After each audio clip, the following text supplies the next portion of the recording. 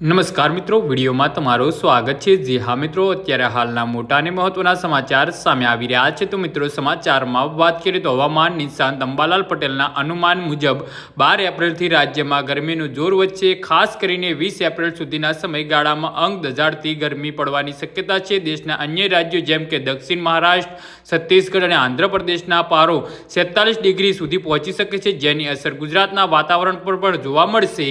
જી હા મિત્રો, ગુજરાતમાં ખાસ કરીને ઉત્તર ગુજરાત અને પંચમહાલના વિસ્તારોમાં ગરમીનો પારો 42 ડિગ્રી સેલ્સિયસથી વટાવી શકે છે। પાટણ, હારીજ, મહેસાણા, બનાસકાંઠા, સાબરકાંઠા અને અરવલ્લી જેવા જિલ્લાઓમાં લોકોએ આકરી ગરમીનો સામનો કરવો પડશે।